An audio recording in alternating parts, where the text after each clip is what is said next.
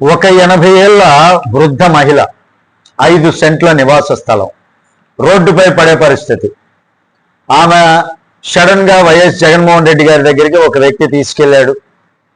అంటే ప్రతిపక్షంలో ఉన్నాడు కాబట్టి ఇప్పుడు ఆయన దగ్గరికి తీసుకెళ్లారు.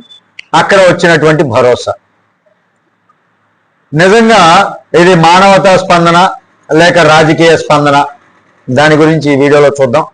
సడన్ గా నాకు అనిపించింది ఏంటంటే, అమరావతి రైతులకి నేనే ఆపద్ బాంధవుడిని అనే టైప్ ఒక కలరింగ్ అనిపిస్తుందండి. వాస్తవానికి అమరావతి రైతు బాంధవుడిగా ఆయన అవతారం ఎత్తాడు జగన్మోహన్ రెడ్డి. ఆ సంఘటన గురించి వాటి గురించి మొత్తం ఈ వీడియోలో తెలుసుకుందాం. వీడియో మీకు నచ్చితే ఖచ్చితంగా లైక్ చేయండి, ఛానల్కి సబ్స్క్రైబ్ చేసుకున్నాను కొంచెం సపోర్ట్ చేయండి. ఇటీవల వైఎస్ జగన్మోహన్ రెడ్డి అమరావతి ప్రాంతానికి చెందినటువంటి ఒక వృద్ధ మహిళని కలిసి మీకు న్యాయం జరిగే వరకు నేను మీకు అండగా ఉంటాం అని భరోసా ఇచ్చినటువంటి వార్తలు వైరల్ అవుతున్నాయి. అవి వాళ్ళ అఫీషియల్ ట్విట్టర్ పేజ్లో కూడా పోస్ట్ చేసుకున్నారు జగన్మోహన్ రెడ్డి గారు.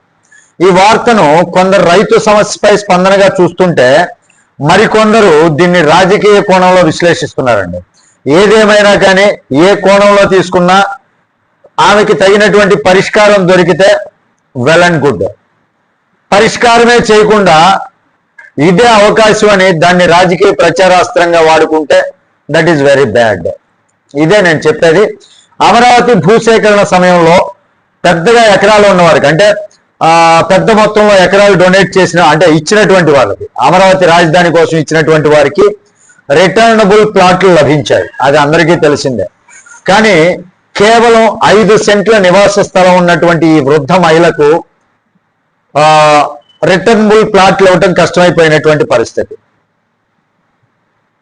ఆ ప్రకారంగా వీళ్ళేం చెప్పారంటే, ఆ వృద్ధ మహిళకు ఆ అవకాశం లేదు కాబట్టి బదులుగా టీడీఆర్ బాండ్లు ఇస్తామని చెప్పడం జరిగింది. కానీ ఆమె వయసు దాదాపుగా 80 ఏళ్ళు ఉంటే వీళ్ళు ఇచ్చే టీడీఆర్ బాండ్లు మొత్తం అయిపోయేసరికి, ఆ బాండ్లు దాదాపు ఒక 10-15 బాండ్లు ఇచ్చారనుకోండి, ఆ బాండ్ల సమయం పూర్తయ్యేసరికి పాప ఈ మహిళకి ఏమి న్యాయం జరుగుతుంది? ఆమె వయసులో ఆ బాండ్లతో, ఆమె 80 ఏళ్ల వయసు, ఆ బాండ్లతో ఏం చేసుకోవాలి? వాస్తవానికి అది అన్యాయమే. ఏదో ఒక రేటు కట్టో లేదా ఇంకోటో, ఆమెకు ఏదో చిన్న స్థలమైన ఏదో ఏర్పాటు చేసి ఉంటే బాగుండేదేమో నాకు అనిపించినటువంటి విషయం ఇది. ఇది గవర్నమెంట్ని నేను విమర్శించట్లేదు, ఇది తప్పు అని నేను మాట్లాడట్లేదు. ఎందుకంటే అమరావతి అభివృద్ధి చెందే క్రమంలో 5 సెంట్ల స్థలం అనేది అక్కడ రోడ్డు మార్గానికి అడ్డంగా ఉంది కాబట్టి ఆమెకు ఏదో చేయాలి. అందరు రైతులకు ఏదైతే రిటర్నబుల్ ప్లాట్లు ఇచ్చారో అలా ఇచ్చినట్లయితే బాగుండేది. బట్ రిటర్నబుల్ ప్లాట్లు ఇచ్చేంత వాల్యూ కాదు కాబట్టి 5 సెంట్లు అనేది ఆమెకు ఏదో ఒక ఏర్పాటు చేసుంటే బాగుండేదేమో. టీడీఆర్ బాండ్లు ఇస్తామని చెప్పారు. టీడీఆర్ బాండ్లు అయితే అది ఎవరైనా చెప్తారు. 80 ఏళ్ల వయసు ఉన్నటువంటి ఆమెకి ఆ బాండ్లతో ఏం యూజ్ అవుతుంది, ఆమె ఏం చేసుకోవాలి? ఈ విషయం కోర్టు దృష్టికి కూడా వెళ్ళింది. అప్పట్లో అందరికీ తెలిసిందే. అడ్వకేట్ కమిషనర్ వెళ్ళి మరి ఆమె పరిస్థితిని పరిశీలించారు. ఆరోగ్య సహాయం కూడా సూచించడం జరిగింది ఆమె కోసం. అయినా సమస్యకి, ఆమె సమస్య ఏదైతే ఉందో ఆ సమస్యకి స్థిరమైనటువంటి పరిష్కారం ఇప్పటికీ రాలేదు. కాబట్టి ఏం చేసిందంటే, ఆమెకి తెలిసినటువంటి వాళ్ళు దీన్ని రాజకీయ ప్రయోజనంగా దీన్ని మలుచుకోవాలి అనే ఉద్దేశంతో వాస్తవానికి జగన్మోహన్ రెడ్డి గారి దగ్గరికి ఒక వ్యక్తి ఆమెను తీసుకెళ్లారనమాట. ఆమెను తీసుకెళ్లి ప్రతిపక్ష నాయకుడైనటువంటి జగన్ గారిని కలిశారు. ఇక్కడే చర్చ మొదలైందండి.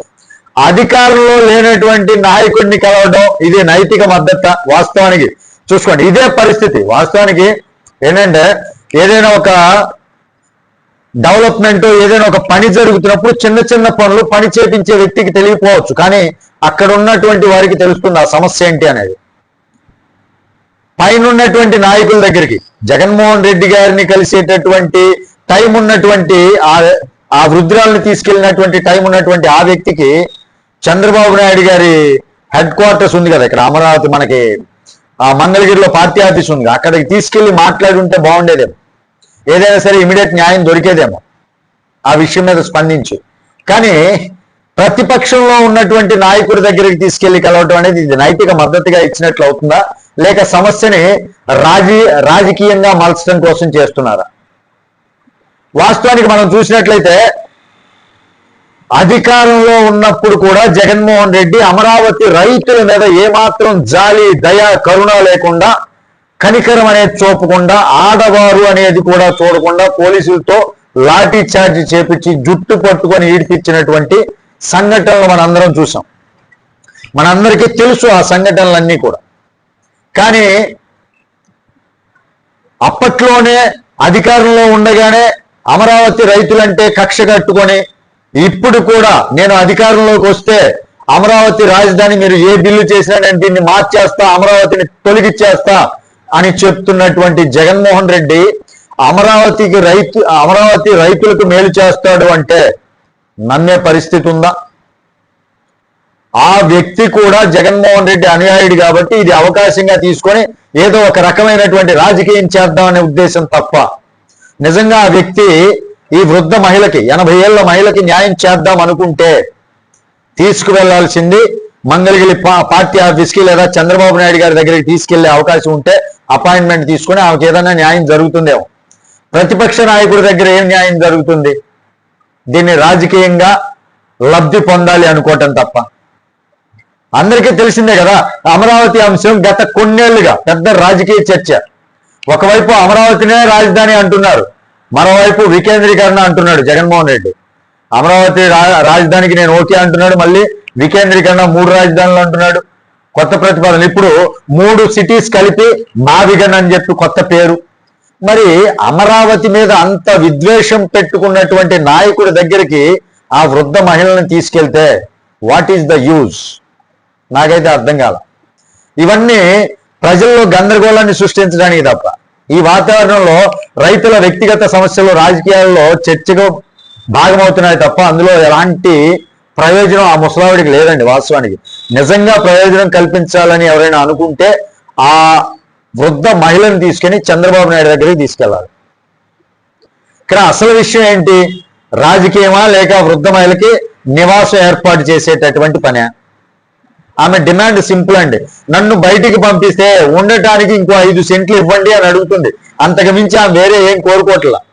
నాకు 5 సెంట్లు అదే స్థలం వేరే చోట ఇచ్చి నాకు ఒక నివాసం ఏర్పాటు చేయండి మహాప్రభు అని అడుగుతుంది కదా. టీడీఆర్ బాండ్లో ఇంకోటి అంటే ఉపయోగం ఏంది?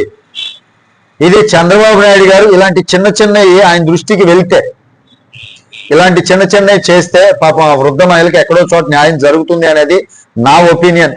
ఇక్కడ జగన్మోహన్ రెడ్డి గారు కూడా దీన్ని రాజకీయంగా వాడుకొని ఏదో ప్రయోజనం పొందుదాం, దీన్ని ప్రచారం చేసుకొని ఏదో బురద చల్లుదాం అని కాకుండా ఆ వ్యక్తికి నిజంగా ఆ వృద్ధ మహిళకి పాపం పండు ముసలావిడ, ఆవిడికి ఏదైనా న్యాయం చేయగలిగి అన్ని కోట్ల రూపాయలు సంపాదించుకున్నటువంటి జగన్మోహన్ రెడ్డి ఎక్కడో చోట నివాసం ఏర్పాటు చేయొచ్చు. నిజంగా దయార్థ హృదయం ఉంటే దీన్ని ట్వీట్లలోనూ ఇంకో చోట పెట్టుకోకుండా మరి దీన్ని రాజకీయంగా మలుచుకుంటారా లేదా మానవతా దృక్పథంతో ఏదైనా చేస్తారా అనేది మనం చూడాలి. రాజధాని ఎక్కడ ఉండాలి అన్నది ఒక పెద్ద రాజకీయ చర్చ కావచ్చు, కానీ ఒక వృద్ధ మహిళ నివాసం కల్పించడం అనేది అది పరిపాలనా బాధ్యత. అది చంద్రబాబు నాయుడు గారి దృష్టికి వెళ్తే పరిపాలనా బాధ్యత కింద ఆయన చేస్తాడు కూడా. మరి ఈ కథలో మీరేం చూస్తున్నారు? రాజకీయాన్నా లేక మానవత్వాన్నా అనేది కామెంట్ రూపంలో తెలియజేయండి. వీడియో నచ్చితే ఖచ్చితంగా లైక్ చేయండి, ఛానల్కి సబ్స్క్రైబ్ చేసుకున్నాను కొంచెం సపోర్ట్ చేయండి. Thank you. జై హింద్.